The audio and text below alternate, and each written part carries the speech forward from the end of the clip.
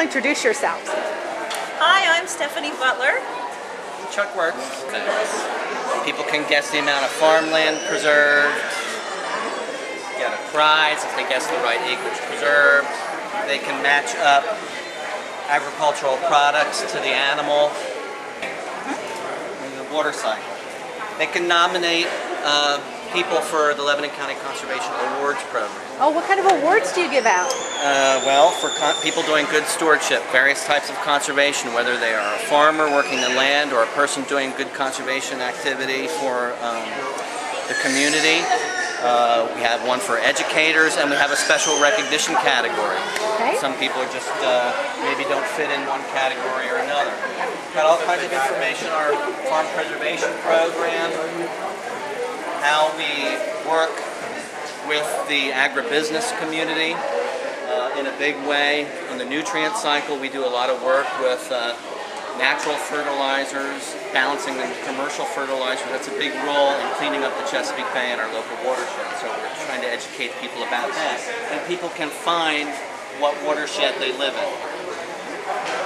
When you go over here, we work very intensively with the land development community, working with them on erosion control measures that include things like erosion control blankets, a blanket? No, wait, stop. What's a blanket, an erosion control blanket? Well, it can take any number of natural materials that put it together. This happens to use straw here, and it's put through a mesh, and that's then laid on slopes that would tend to erode badly and cause serious erosion problems. We can stabilize slopes as there's major development, and then make sure that they are seeded and stabilized. Oh. So it keeps our So it's not a white picket fence, no, huh? Okay. No, it's not.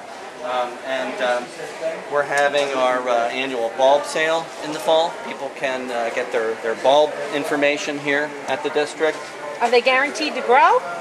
They pretty much are very hardy. We don't have anybody saying they really haven't grown for them. So, and that's a Lebanon County company, incidentally, that supplies those bulbs that we work with. So, over here we have a great display on the critters that people can find doing their own detective work in their creeks in their backyards. Okay, some of these are of lesser water quality. That's They're things up grouped here. that way. That's correct. Okay. And then we have some that are found in more higher quality waters, your caddisflies, etc. And then over here you have some that are able to exist in a more broader spectrum of average water quality. So you're saying pollution? That's right. Okay. That's correct. So those are like leeches and things like that? Yep. Leeches, water bugs, creepy things. Snails. Yeah. They all are indicators of the quality of your water in your backyard. Wow. And we educate a lot of people every year across Lebanon County and conservation districts in general across the state on water quality. We have our rain barrel here. We have a workshop every year, so we've got our rain barrel set up. People sign up for their courses and can get frequently asked questions on rain barrel information here at our booth as well. So that's just some of the stuff going on Well, here. what Stephanie got there, she had something in her hand too. Yes. This is a sample conservation plan, and that way if somebody asks what a conservation plan is, we have developed what a conservation plan looks like. Wow. And we can explain that it's actually a guide to a landowner that would help him increase production and at the same time conserve water and prevent erosion. Wonderful. Very, very practical. Now, can people other than farmers have conservation plans? Usually it's producers. Producers. Yes, producers and farmers. Anybody who would be planting crops, growing crops, and having livestock on their property. Usually those are the types of folks that have conservation plans. Okay, but not like tree farmers or anything like that? A tree farmer, yes. Okay. They could also have that, and trees are considered a type of crop. It's maybe an atypical crop, but yes. A lot of our farmers actually have portions of their property in trees. Because, right. And then they would harvest the timber, and that could be a forestry management plan. Cool. Well, thank you for your time this evening, both of you. Thank you. So, Yeah, what's your name? I'm Lynette Gelsinger with the Conservation District in Lebanon County, where I am the Nutrient Management Specialist. That means you've got the scoop on poop, Lynette. I do have the scoop on poop. I work with farmers to make sure that they are applying appropriate rates of manure and fertilizers to their cropland. And we want to make sure they're doing this, A, to make sure for optimum crop yields, and to protect our natural resources. By farmers applying manure and fertilizer at appropriate times for crop uptake, they are going to make sure they get the most out of their farmland and protect the natural resources all around. Well, now, do you carry a big stick and issue fines and all that sort of thing? Absolutely not. I do not have the capability to issue fines. I work with farmers to be in compliance with state regulations. I encourage them to follow their nutrient management plans, which are based on the crop yield specific for their farming operation, and also to upkeep their records. It's very important that they maintain annual records pertaining to crop yield and manure application. When I called you the scoop on poop lady. What kinds of manure do you regulate? What kinds of animals? Well, a farming operation is regulated based on the animal density. That's the number of animals per acre available for manure application. In Lebanon County, many of our regulated operations are poultry, but we also have dairy, swine, and swine operations that fall into the regulated farming group. And so we work with them. It's hard to say one way or the other. It all depends, because farming operations come in many different sizes, from the number of animals they raise to the number of acres of cropland they manage.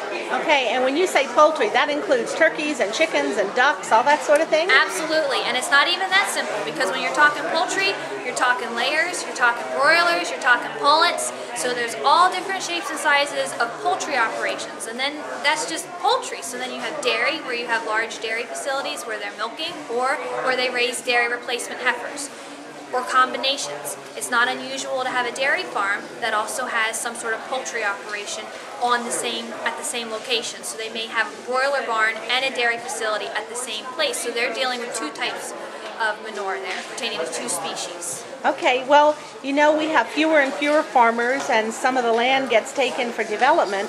So that means the farmers are producing more on their land than they can possibly plow into the ground safely. So what do they do with this extra poop? Well, one of the ways that they manage extra manure is to export it to other operations that don't have livestock.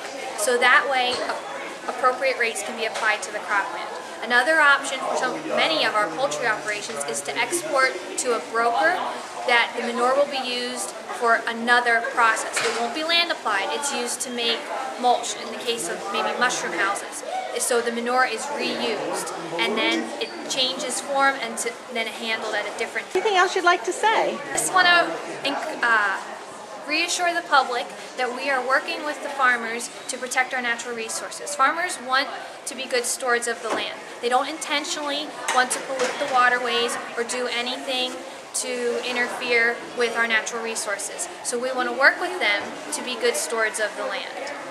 Thank you. That was wonderful. I'm Mark Chegwood, and I'm with the Lebanon County Conservation District, and I'm the Ag Resources Coordinator here at the district. And today I have for you a farmland preservation quiz. So one of my responsibilities at the district is to work with the farmland preservation program.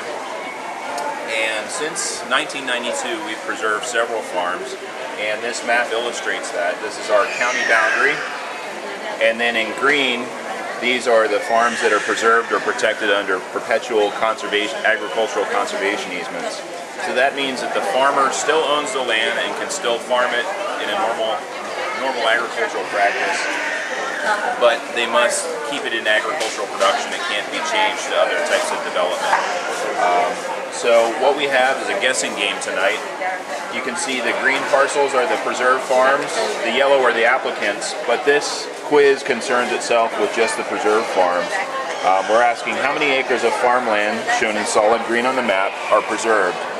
And then the choices are down here at the bottom: 5,600 acres, 15,686 acres, 25,945 acres. So it's a multiple choice. What would be your guess, Joellen? My guess would be the 15,686 acres. That's a good guess. Let's see what it says. You're right. We've preserved 154 farms since the program began 18 years ago. So that's, Does that mean I win a prize, Mark? yes, you do. Oh, You what have do I several win? prizes, and anybody can stop by and play the game. Though now they already know the answer, but Oh, that's welcome true. everybody. But that means they watched. They had to get educated, right? Right. If they have any questions, or even if they'd like to apply for the program, we can help them with that. So thank you. Thank you so much. You're welcome. So Angie, tell us all about the Envirothon. The Envirothon is a competition for high school students. They study about soils and land use, aquatic insects and aquatics, I guess, in general, trees, wildlife, and then there's always a current issue that's a different subject every year. Between groundwater, farmland preservation, energy, it varies from year to year. And what are the age groups of the children who participate? It started as a high school competition, so for ages 9th grade through 12th grade. Lebanon County does have a middle school Envirothon, and we also have an elementary Envirothon. Do I understand that Canon is a major sponsor nationwide? When it went to a national competition, Canon became a sponsor after it had already been a national competition for a few years, so now it's called the Canon Envirothon, and yes, they do pay for a majority of the Canon Envirothon. Do we have any local sponsors of the Envirothon? For the state competition, Hershey's has been a very good sponsor for us. Dutch Mill Bulbs, Bayer Aspirin in Myerstown has also been a sponsor for the state Envirothon. Hershey has provided some treats for the students after the local events. Okay, thank you so much. Thank you.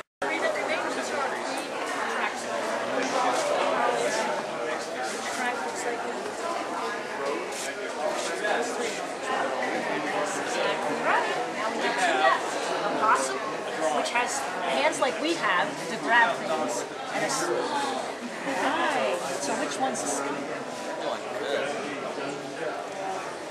Which one's left? There you go. Yes. Good job. So for all your hard work, do you want a little cracker? Take your pick. Thanks for visiting Conservation Station today. Can you say thank you? You just match the fruit? Penalties require it to store the 100-year storm. So then it has to be fairly deep. But it's a clean stone as opposed to normally you put dirty stone in for compaction, because we have a clean stone. So what is this, Carl? This is Pervious Portland cement concrete. And we have some over at the Ag Center in the front and the back. Really? Yes, and it's wonderful stuff. You saw how miraculously the water went through it. So where can you use this? You can use this almost any place that you don't have a threat of sinkholes forming. And so our area around here gets a little bit sketchy. You might be able to use it, you might not be able to. You have to do your homework to verify you can or can't. So people could come out and see it firsthand in a rainstorm. They can watch the difference between where it's porous and where it's not. That's pervious. Porous and pervious are not synonymous. Oh my. I'm glad you're here to straighten me out. Thank you.